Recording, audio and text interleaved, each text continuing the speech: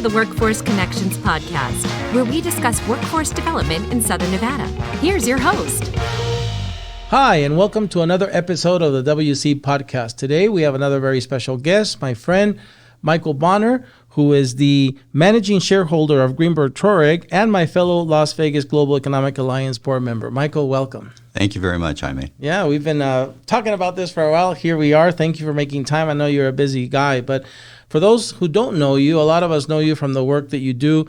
But for our listeners, audience that doesn't know much about you, tell us where you were born, where you grew up, where you went to school, perhaps even college, and your first job out of college. Kind of take us through that journey so they know a little bit about you. Sure. I'm actually a Las Vegas native, born and raised, lived here all my life.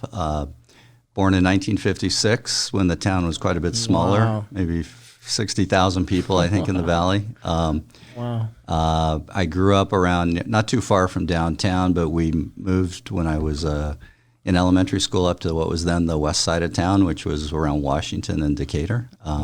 So I went to Western High School. I attended the University of Nevada, Las Vegas as an undergraduate and majored in accounting and business, and then went on to law school at UCLA, so University of California, Los Angeles.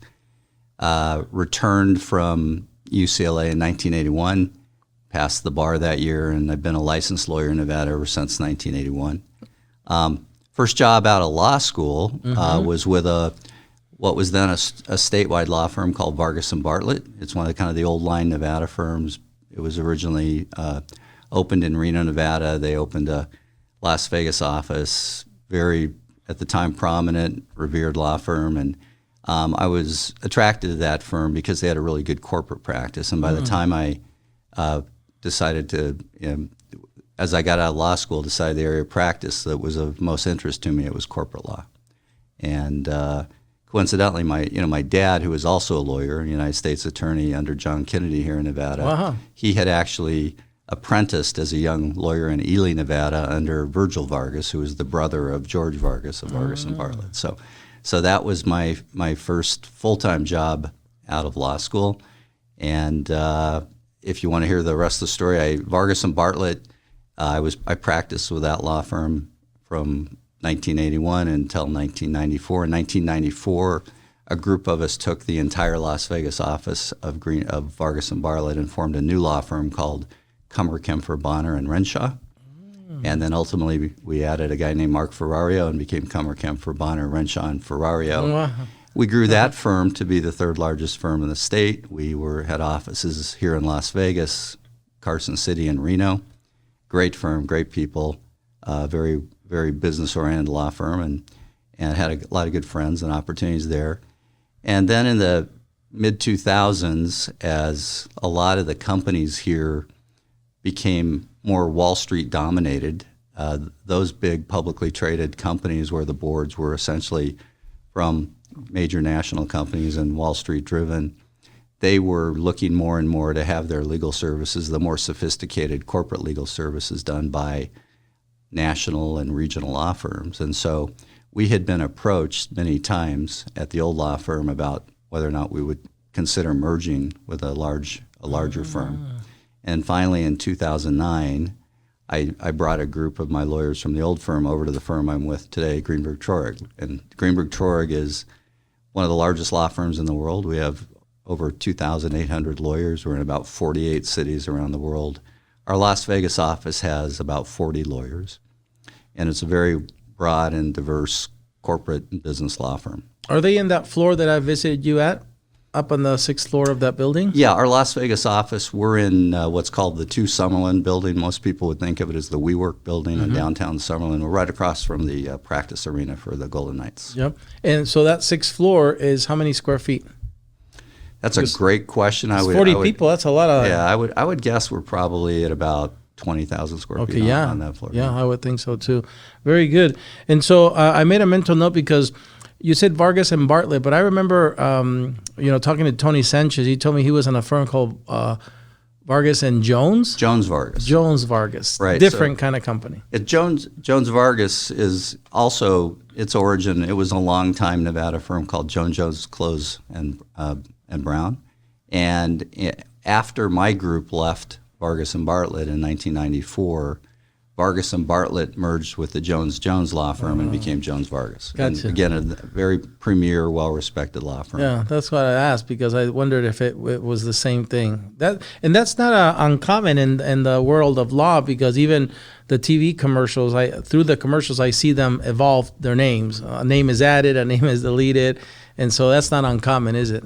It's really not. I mean, there's really a couple of different dynamics that cause that to happen. First of all, most law firms are driven by their senior and founding partners. And as the founding partners retire, pass away, move on to other opportunities, a lot of times the firms will change. Then you have the advent of firm mergers, where even local firms, are merging with other local firms to form new firms. And then after about the year 2000, it became more common for the regional and national, in our case of Greenberg, Traurig, international law firms to move into this market. And so you'll find a lot of the old legacy law firms that were in Nevada for many, many years. Many of them have gone away because of the whole merger phenomenon. Gotcha.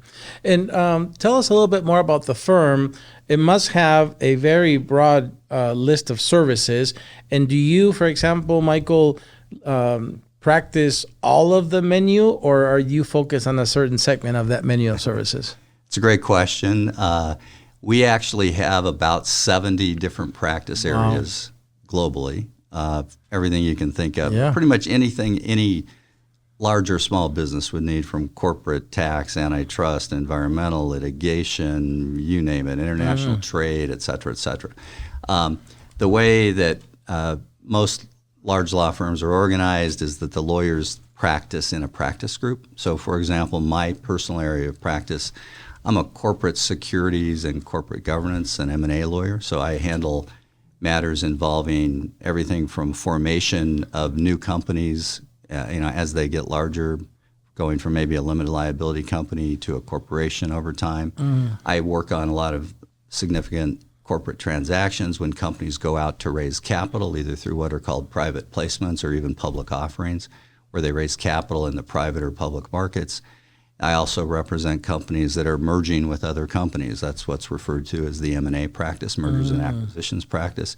And then I also have a particular expertise in the field of corporate governance, where I advise companies and their boards of directors on their obligations under relevant corporate law. Very cool. And Michael, within those areas, what do you see as emerging trends or hot topics? Is there something that you see more of now than ever before in those areas?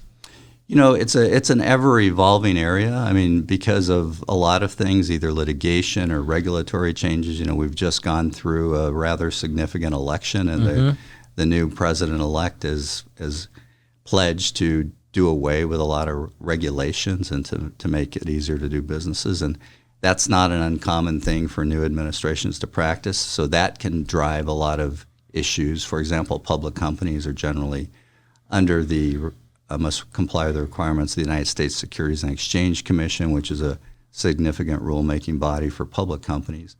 But another area we're seeing a lot of activity in that hits right here in Nevada is there's been, for the last year or two, there's been a focus on whether the Nevada corporate laws are more advantageous or preferred for companies than Delaware. So Delaware, for years and years and years, probably going back more than 100 years, has been the state of choice for the incorporation of companies. And typically, if you look at a list of publicly traded companies, you'll find most of those companies are incorporated in the state of Delaware.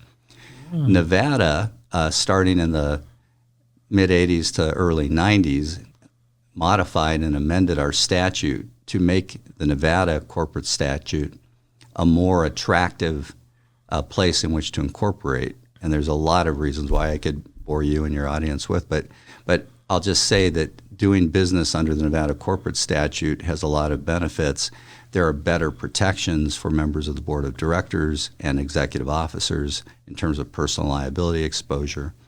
And it's taken quite a long time for the larger public world to understand those benefits. But over the last couple of years, a number of public companies, a number of brand name public companies that are evaluating whether they should leave Delaware and reincorporate in Nevada. And there's been a lot of transactions, and my law firm has been involved in a number of those transactions. We have several that we're working on at the moment. Another state that is trying to raise its hand as a possible third alternative is Texas. So Texas is very active in this space as well. So that's a very active area of corporate law at the moment. Very good. You and I, as you know, we serve on the LVGA together, the Regional Economic Development Agency for Southern Nevada here for our region. And we talk about lots of things in those meetings, federal lands, water, healthcare. As a matter of fact, as you remember, we're working on we just completed a 10-year, as Tina calls them, big, hairy, audacious goal, right? And that has to do with the fact that I think we've all recognized that we have to make some improvements in our healthcare system if we're going to continue to aspire to the kind of economic growth diversification that we are. So among those things, Michael, when we talk about economic diversification, being able to attract the right investment, we've had a lot of wins. It's evident, obviously, we are now not just the entertainment and gaming capital of the world, but we're becoming the sports capital of the world.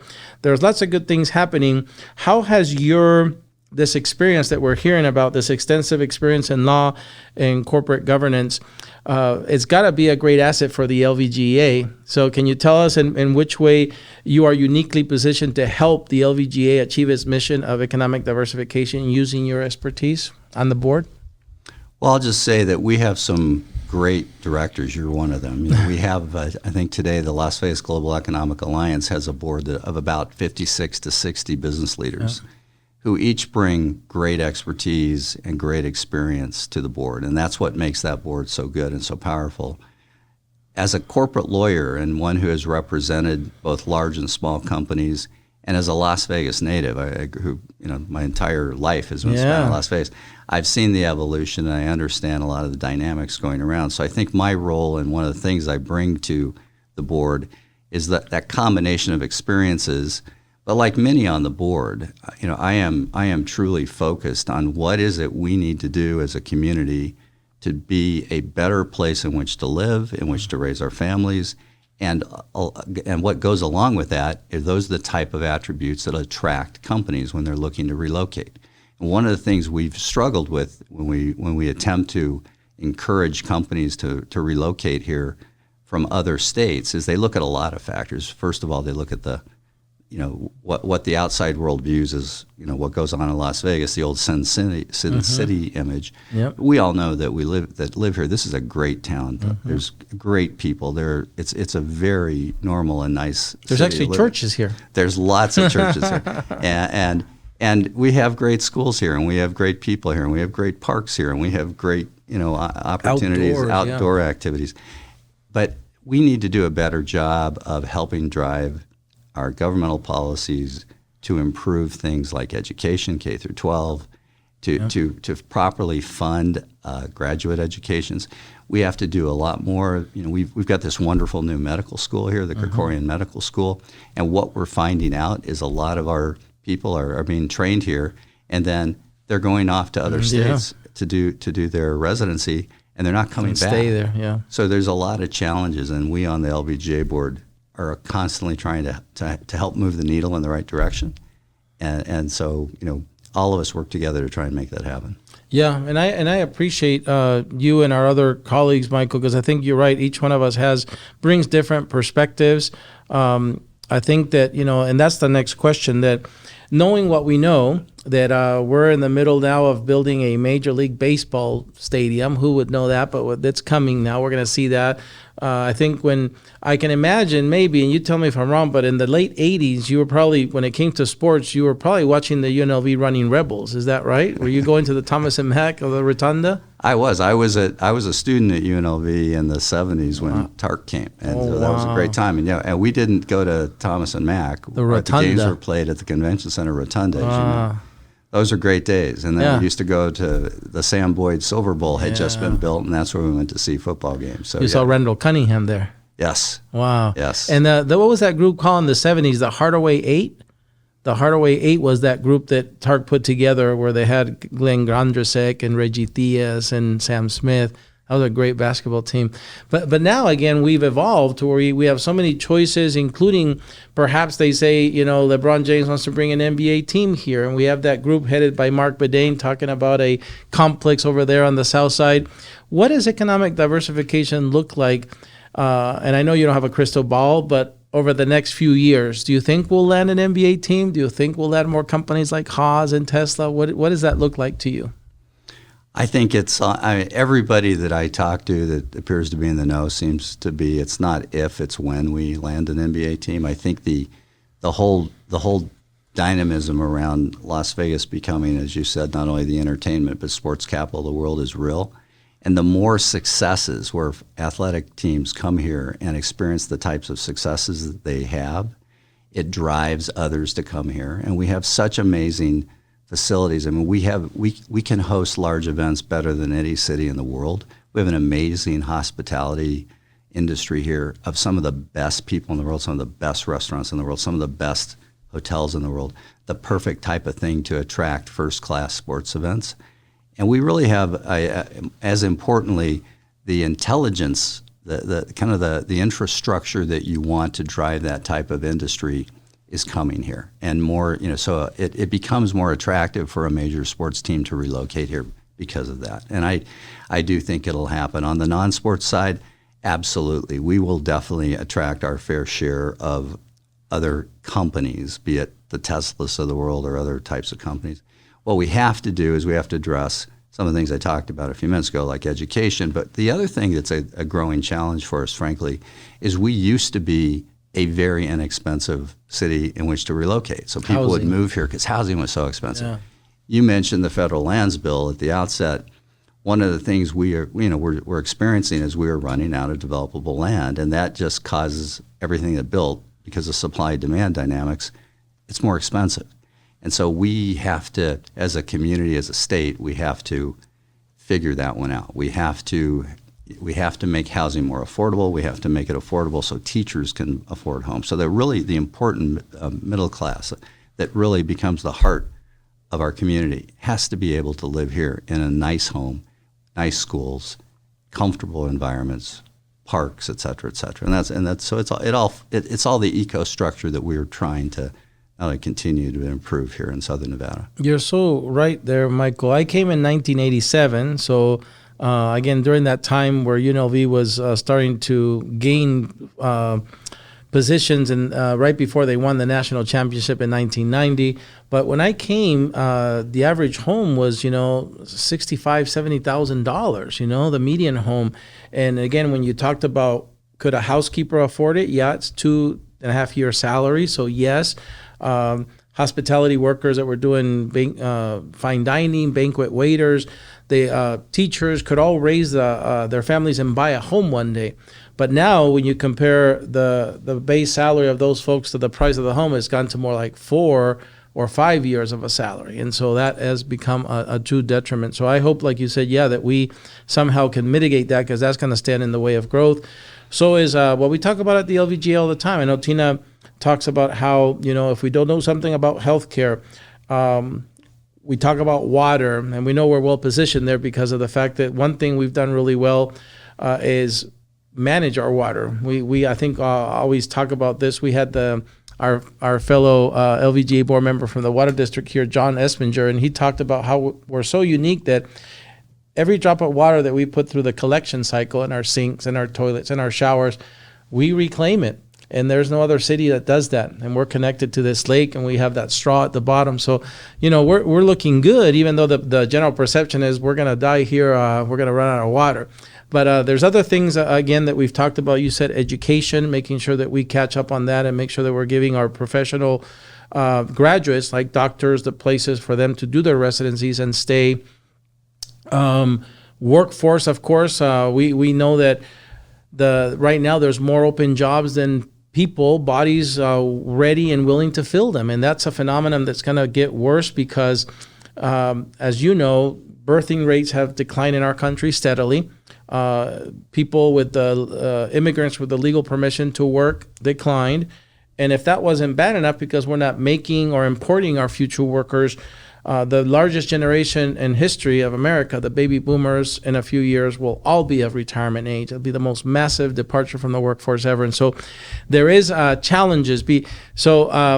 Anything else besides those things? We've touched on those things that worries you about, man, we got to solve this. If not, we're not going to reach our economic goals. Is there any other thing? Well, that's a loaded question. There are so many challenges and so many things that need to be addressed. I mean, the good thing is, I think Las Vegas, Southern Nevada, we've always proven to be very entrepreneurial. We always figure it out. And we've benefited by a lot of things. Some very creative people that have come to this city, starting with the gamers and then the big hospitality companies, now moving into the sports industries.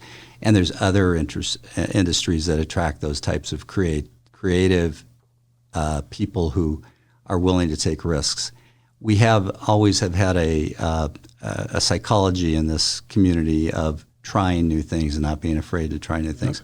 So I think so long as that type of DNA remains in the city and remains in the state, we're in pretty good shape. But we do have to get serious from policy perspectives, from legislative perspectives, from funding perspectives, about committing the right kind of resources to make the things that we know need to be improved, whether it's healthcare, whether it's education, quality of life issues. We really have to do. We have such a great city, such a great community, such a great state. Nevada's a wonderful state, and so many advantages. And when people move here, they're like amazed what a great place this is in which to live. So, but it's a long list, and I'm confident that we'll go after it. But there's a lot of work to do. Oh, well said. So that's enough about work. Let's talk a little bit about the private Michael Bonner, because we know that you work long hours, you volunteer your times at the LVGA and probably other nonprofits. But tell us a little bit about your side outside of work. What do you do that fulfills you? What hobbies, activities do you have with your family? When you're not working or volunteering your time, what makes you happy, Michael? I still love golf. I just don't have time to play golf, and like a lot of people, I'm a hacker, so I'm always aspiring to be a little better.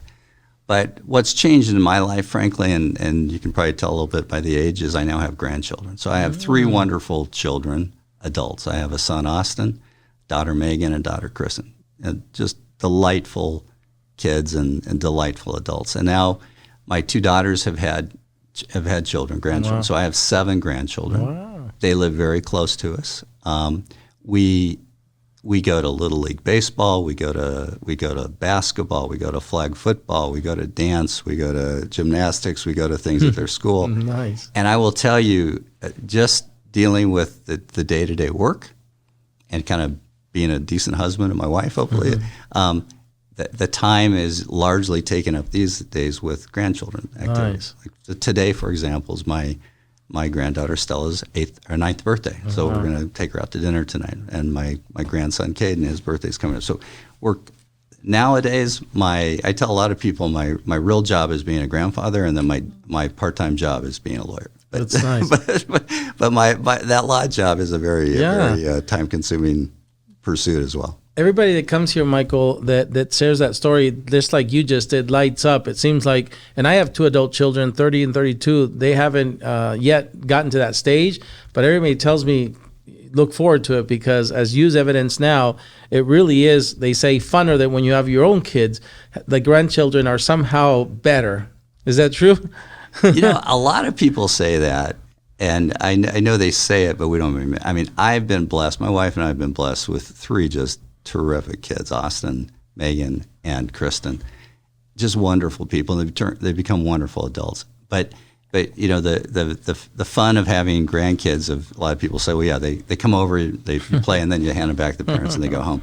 But we're very fortunate. We're very close as a family. We take trips together. We do a lot of things together. So I'm a very fortunate man in that regard, and that sort of offsets, I think, in many cases, the stress, because being a managing shareholder and a corporate lawyer in today's world, it's stressful. But I bet. But having the great benefits of a great family, it makes up for it. And I'm very blessed in that way. And I actually grew up in that kind of a family. My parents were wonderful parents. I had the benefit of just two just amazing parents, great people, John and Mary Bonner. There's actually a school named after my dad here in town, Wow. John W. Bonner Elementary School. Elementary school. Where is it? What it's part up of in town? Summerlin. Okay. Yeah, just above Summerlin Hospital. Wow. Great school and great people there, great kids, great curriculum.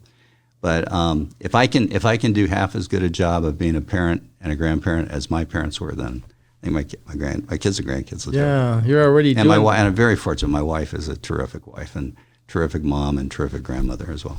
Yeah, I'm sure she was, because like you said, that's what makes kids great. You had 3-1. And I think part of the skill, too, not only do you have grandchildren, but you have 7 of them, more than twice the amount of kids you had. So Yes. the more the fun, Michael, one of the things I always think about is if I could talk to my version, my 18-year-old version of myself, if I could look back and try to tell that young adult all the wisdom I've gained now, I think, I do better. But of course, they say that youth is wasted on the young, right? And so, but with that feeling in mind, what advice would you give somebody who's 18 now, a young person who looks at you and says, wow, I'd love to have that kind of fulfilling professional life that Michael has had. I'm born and raised here in Las Vegas.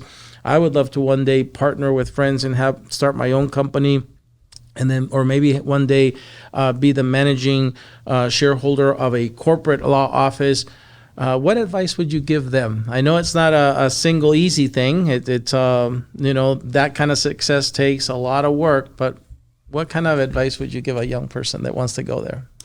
That's a great question. I think what I would say is some of the basics, which is study, read as much as you can, get a broad kind of liberal arts type education, understand how to history, philosophy, read a lot. I try and get my grandkids to understand the importance of reading, and thank God some of my grandkids love to read. Oh, good. It's really important to be well read. Secondly, if you're going to go into a profession like law, it's a time-consuming, difficult profession.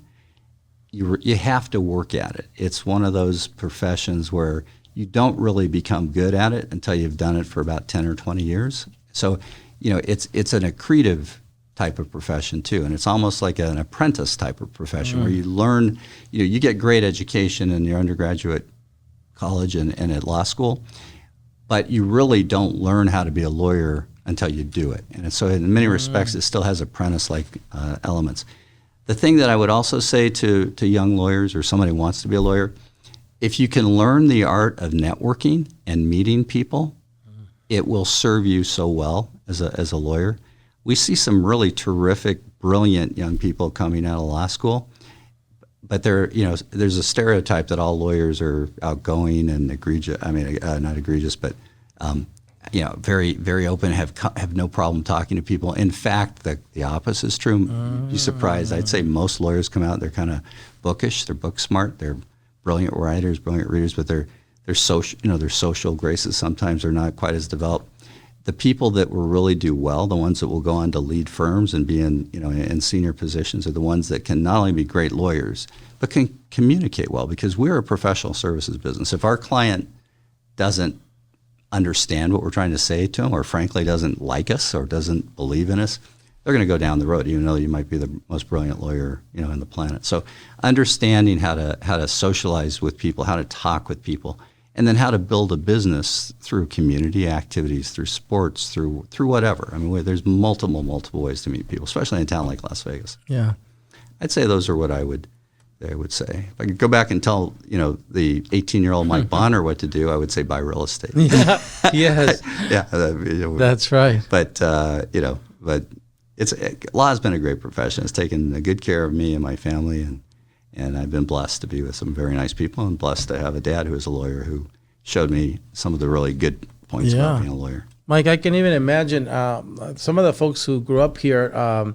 Our friend Tom Burns, who now is the governor's office of economic development director, grew up just a few blocks from here. He went to Guardside Middle School, Bonanza High School. Yep. His house, literally, he grew up is just around the corner. And he tells me, Jaime, we used to ride our bikes through what used to be just dirt, and now is the Red Rock this and the Summerlin 2 building and the Vegas Golden Knight. And so I can only imagine that you, as you said, when you were young, there was acres of stuff that was dirt cheap, right? It was dirt cheap, but when you're 18, you don't have any money. That's the fun. Yeah. That's always the response. Is That's true. Even though it was dirt cheap, we didn't have any money, right? Yeah. But some smart people, some they started putting a little aside Yeah. and they started buying, and in fact, I was a group of our young lawyers today. I just talked about the importance of investing when you're in your 20s and 30s and get disciplined at it. It's just good standard advice. When you, Michael, when I went back to Peru 2 years ago after 35 years, and you can only imagine the change. But when I saw things, I saw a new building, but I also saw the soccer field that I used to play in. Can you still do that in this town? Can you go through places, and even though you see a development, say, I rode my bike there or I hunted there or something? Absolutely. Happens to me all the time. I actually, from age 5 till college, I lived probably within about a mile and a half of where we're sitting right now. So this area was very, very familiar to me. It was largely, raw desert. Yeah. And certainly west of here toward Red Rock was really raw desert. I went out many, many times. We used to play in the desert all the time as a kid. And certainly the schools that I attended, I mean, Western, I attended Gibson Junior High. It's still there. Ruth Fife Elementary, J.T. McWilliams Elementary, and I actually started in kindergarten at what used to be called Fifth Street, which is Las Vegas elementary school, right down on Las Vegas Boulevard. It's an historic site now. Yeah. So I've gone to meetings in that very building. Wow, and that's thought, right. Wow, UNLV architecture was there for a while. Yep. Yeah, beautiful building. So there's been so much growth here, but there's still a lot. Still a lot of the certainly on the school side, a lot of the schools are as they were. A lot of them have been modified or updated, but yeah, it's. I am occasionally taken back to when I'm driving somewhere and I'll think I remember what this place was like, when I was a kid. When you went to that building, the Fifth Street one, was your classroom still there, even though it got remodeled or updated? The room is still there, Wow. and I don't know what they use it for. I think it's largely kind of almost like a meeting center now. But no, the building's still there. Yeah, that's fantastic. Yeah, I did the same. I went to my high school in Peru. They almost didn't let me in, but I made such a case, I think, that they escorted me to my classroom, and I felt a emotion that was hard to describe because I had to rewind myself 40-something years, and to see it there almost the same was really weird. And again, here I know that's very few of that because here we're used to imploding everything, right. But I'm glad that school's still there, that you have that memory. So, Michael, one last thing for you. Thank you again for being here. And as we near the end of the podcast, we always reserve the last moment to give you the mic to you and share with our listeners, our viewers, any kind of happenings, events that you want to share, not just with your firm, but LVGA or any other organization or cause that you're familiar with. Anything you want us to know about? Sure. Actually, I'm the vice chairman of the board of the UNLV Foundation. We have our annual gala coming up. For the first time, we've moved it into the spring, and it's going to be, I believe, in March. It raises a lot of money for UNLV. That's the UNLV Foundation is the body that administers a lot of the gifts given to UNLV. And we have an amazing speaker this year, Chef Andres, Jose Andres, the world famous chef, the World Kitchen. From Jaleo, Bazaar Meats. And so if anybody has the opportunity to go buy a table or buy a seat, it's going to be a great event, and it funds education of UNLV. Last year was at the Four Seasons. Is it still going to be there? It is going to be, I believe it's at the Bellagio. Oh, okay. And, the UNLV Foundation, you go online and just type in Google UNLV Foundation. They can direct if anybody's would like to attend that. The Las Vegas Global Economic Alliance, I think we have our annual dinner coming up. And again, I'd encourage anybody to go there. And I'm also a chairman, I'm a trustee emeritus of the Las Vegas Metro Chamber of Commerce. That's and right. We have our annual installation coming up. So those are, by the way, on the topic of marketing and networking, all those events are great because they are heavily, heavily populated in the audience by senior members of the business community. Yep. And it's a great opportunity not only to support the organization, but to network and meet some of the leaders of our community, politics, business, academia, great events. For sure. We'll make sure that we put the name of the event and the websites that we can find information here on the screen for our viewers. And of course, our listeners have just heard that. And so, Michael, thank you for taking the time. Obviously, you're very busy, not only with your own firm, but volunteering your time to these and probably other organizations. So I know how difficult it is for you to set aside this time. We appreciate it. Thank you for being here with us. No, Jaime, thank you so much for inviting me. All right. Well, that's it for another episode of the WC Podcast. We hope to see you at a future one. Until then, stay safe.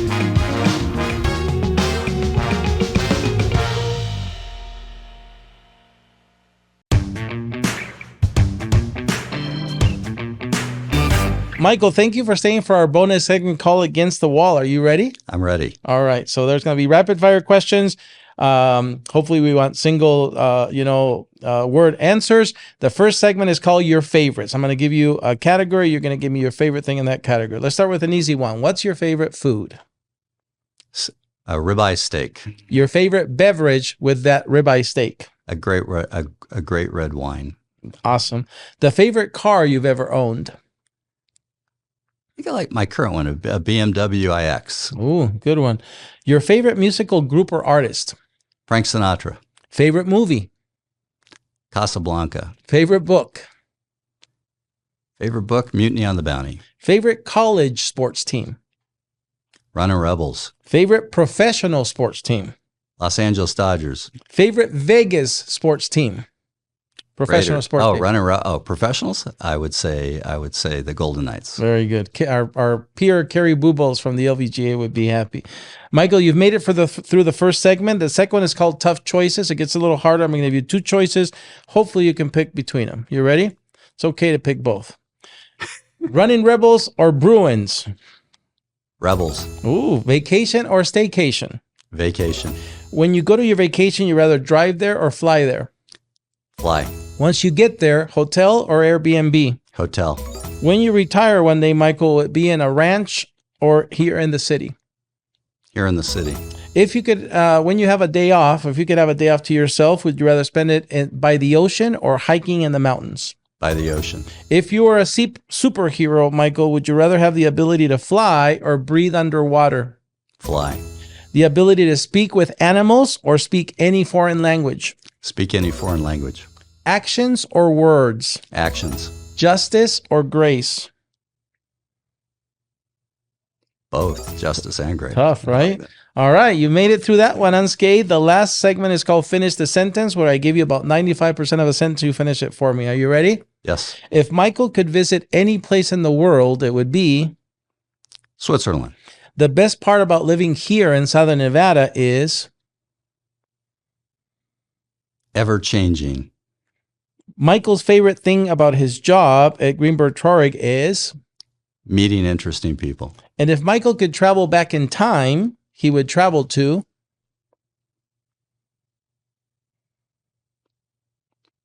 Wow. There's so many. It can be a couple. I'll just say, I will say the